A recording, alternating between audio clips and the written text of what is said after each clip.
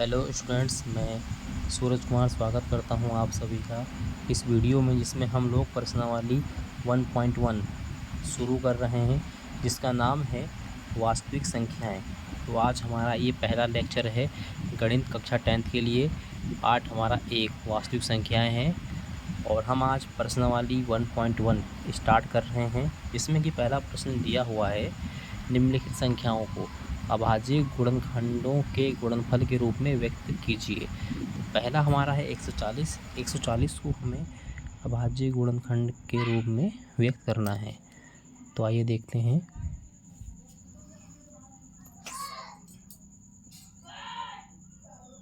एक 140 सबसे पहले इसके हम करने फैक्टर।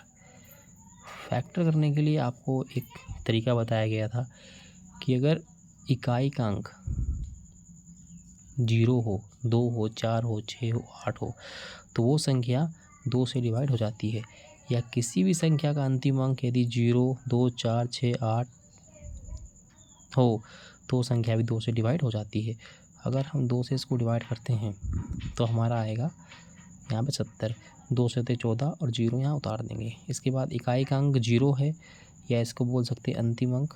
तो अगर हम 2 से डिवाइड करते हैं, 2 3 6, 7 में 6 जाएगा तो 1 और 0, ये हो गया 10। तो 2 पंजे 10। अब इसके बाद 3 और 5 है, तो 3 से डिवाइड इसको नहीं कर सकते हम, इसको हम डिवाइड करेंगे 5 से। 5 से डिवाइड करने पर यह आएगा 5 7 35, और फिर इसको हम 7 से डिवाइड करेंगे। देखो 5 7 35, 7 आएगा। 7 एक अभाज्य संख्या है, तो 7 से ही डिवाइड ये होगी। तो 7 को हमने 7 से डिवाइड किया तो हमारा ये 1 आया। इसके बाद अब देखिए, इसको हमें गुणनखंड के रूप में व्यक्त करना है। तो देखिए 2 है यहाँ पे, पहले 2 लिखना है, उसके बाद मल्टीप्लाई 2 गुणा, इसके बाद 5 गुणा 7। अब यहाँ पे आप देख रहे होंगे कि जो 2 है, ये 2 हमारा 2 बार है, तो इसे 2 की पावर हम 2 भी लिख सकते हैं। गुणा 5 है और गुणा 7 है। इस 5 को हम 5 की पावर 1 और 7 को 7 की पावर 1 के रूप में लिख सकते हैं। इस प्रकार से हमारा 140 का अभाज्य गुणनखंड हो गया है, और वो है 2 की पावर 2 गुणा 5 की पावर 1 और गुणा 7 की पावर 1। यही हमारा आंसर है। इसमें हमें सिर्फ यही दिखाना है, अभाज्य गुणनखंडों के गुणनफल के रूप में व्यक्त करना है इसको। तो हमें सिर्फ यही दिखाना है। ये हमारा क्या है, ये रफली कार्य होता है, इसको हमें नहीं दिखाना है यहाँ पर। अब हमारा दूसरा जो क्वेश्चन है वो है सेकंड, जो है अभाज्य गुणनखंड 156 का है। हमें 156 का अभाज्य गुणनखंड करना है। सेम प्रोसेस वही है। सबसे पहले 156 लिखना है हमको, और यहाँ पे देखना है कि अंतिम अंक क्या है। तो यहाँ पे अंतिम अंक 6 है, तो हम इसको 2 से डिवाइड करेंगे। देखिए 2 सते 14, 14 में से 15 में से 14 जाएगा, 1 बचेगा। अब यहाँ होगा हमारा 2 अट्ठे 16। यहाँ पे इकाई का अंक हमारा 8 है, 2 से इसको डिवाइड करेंगे तो ये आएगा 39। अब इसके बाद 2 से डिवाइड ये नहीं होगा, क्योंकि इसमें अंतिम अंक 9 है। अब देखिए इसे 3 से डिवाइड करेंगे। तो 3 से डिवाइड करने के लिए आपको एक नियम बताया था कि इसमें क्या करना है, जितनी भी किसी संख्या के अंक होते हैं उनको आपस में हम ऐड कर लेते हैं। 3 + 9 12 आएगा। 12 तो 3 से डिवाइड होगा, तो इसको हम 3 से डिवाइड करेंगे। 3 × 3 और 3 × 9 13। अब 13 यहाँ पे एक हमारी अभाज्य संख्या है, तो 13 को क्या करना पड़ेगा, हमें 13 से ही डिवाइड हम कर देंगे। इस प्रकार से हमारा ये अभाज्य गुणनखंड हो गया है 156 बराबर 2 गुणा 3 गुणा 13। आप देख सकते हैं कि यहाँ पे 2 गुणा 2, ये 2 बार है, तो 2 की पावर 2 लिख सकते हैं, गुणा 3 की पावर 1 गुणा 13 की पावर 1। अगर कोई संख्या एक बार है तो उसको हम, जैसे कि यहाँ लिखा गया है 3 की पावर 1 13 की पावर 1। अगर कोई दो संख्या है आपस में गुणा में है तो 2 की पावर 2 करके लिख सकते हैं। इस प्रकार से हमारा ये दूसरा जो है 156 का अभाज्य गुणनखंड कंप्लीट हो चुका है। इसमें आपको सिर्फ स्टूडेंट्स 156 बराबर 2 की पावर 2 गुणा 3 की पावर 1 गुणा 13 की पावर 1, सिर्फ यही पोर्शन लिखना है, यही हिस्सा लिखना है। बाकी ये अगर एग्ज़ाम में आता है तो ये नहीं लिखना है, ये नहीं दिखाना है, बाकी यही दिखाना है, क्योंकि हम इसको व्यक्त कर रहे हैं। ये हमारा रफली वर्क होता है। आइए हम देखते हैं अगला। इसमें तीसरा देखते हैं।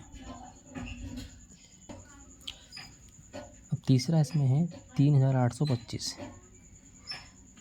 3825 इसका हम गुणनखंड करते हैं 3825 का। ध्यानपूर्वक गुणनखंड करना है। और इसमें एक चीज़ और, अभाज्य गुणनखंड को हम अभाज्य संख्याओं के द्वारा ही गुणनखंड करते हैं, जैसे कि 2, 3, 5, 7, 11, 13, 17, 19 इन संख्याओं से यहाँ पे डिवाइड करेंगे। अब हमको देखना है 3, 8, 2, 5। 3, 8, 2, 5 क्या ये देखिए इकाई का अंक यहाँ पे अंतिम अंक 5 है, 2 से डिवाइड ये नहीं होगा। अब इसको हमें देखना है क्या ये 3 से डिवाइड होगा। 3 से डिवाइड के लिए एक नियम था हमारे पास, 3 और 8 11, 11 और 2 13 और 5 18। तो 3 से डिवाइड करेंगे इसको हम।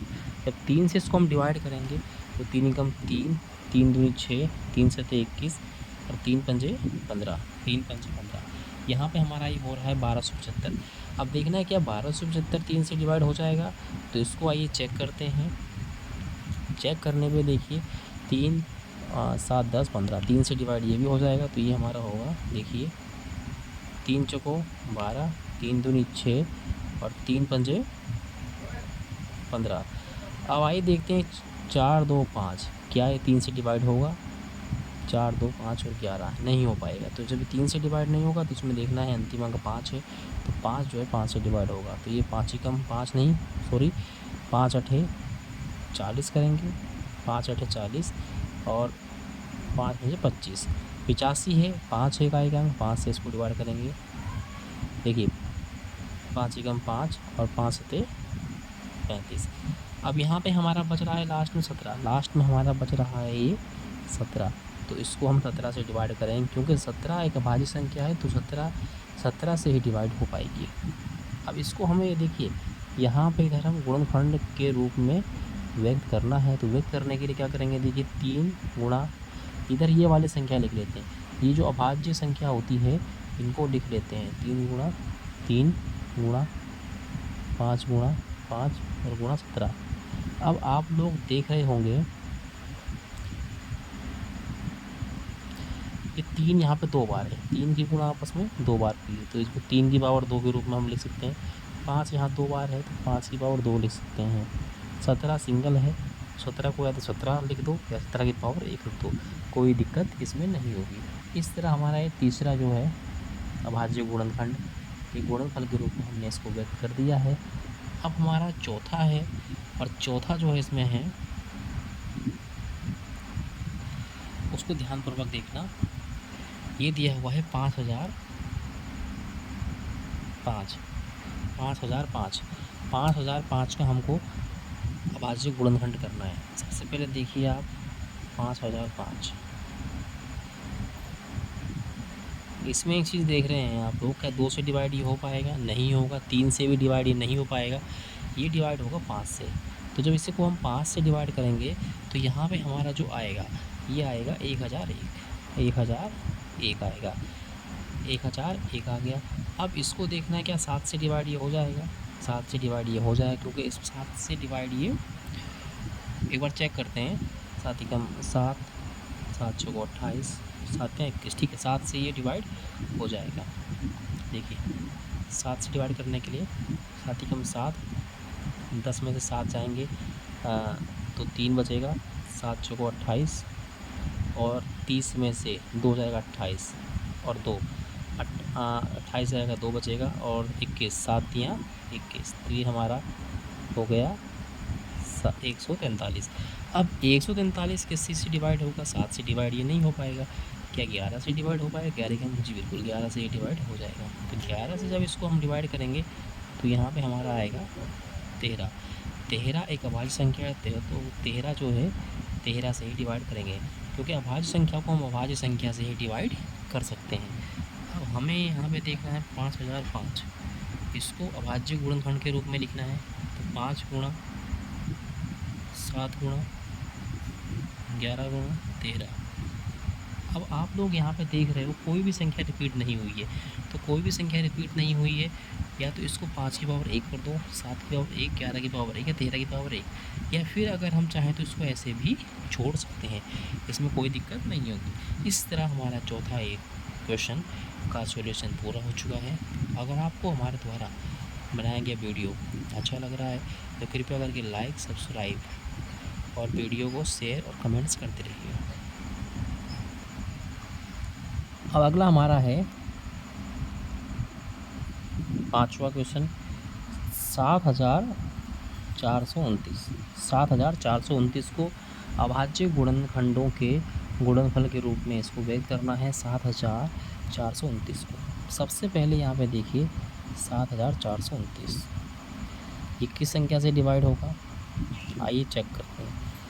देखिए 2 से डिवाइड नहीं होगा ये, क्योंकि 9 है इकाई का अंक, अंतिम अंक 9 है। 3 से डिवाइड नहीं हो पाएगा, 5 से डिवाइड नहीं होगा, 7 से डिवाइड ये नहीं होगा, 11 से नहीं होगा, ये 13 से भी डिवाइड नहीं होगा। एक बार देखते हैं 13 से, 13 पंजे 65, 9 13 91 नहीं 13 से होगा।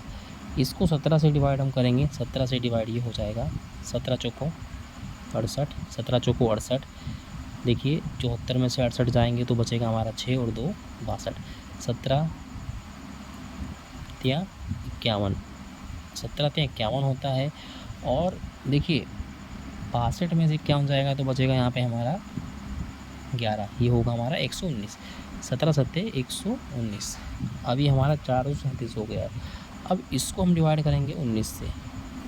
देखिए 19 दूना 38, 5 और 7 57, 19 तिया 57। 23 हमारी अभाज्य संख्या है तो 23 क्या होगी, 23 से ही डिवाइड होगी। अब देखिए 7429 का जो अभाज्य गुणनखंड है 17 गुणा 19 गुणा 23, ये हमारा अभाज्य गुणनखंड है। इस प्रकार से हमारे प्रश्न 1 के जो इसके पार्ट थे 1 2 3 4 5, ये 5 पार्ट तक हमने इसको पार्ट तक कर लिया है।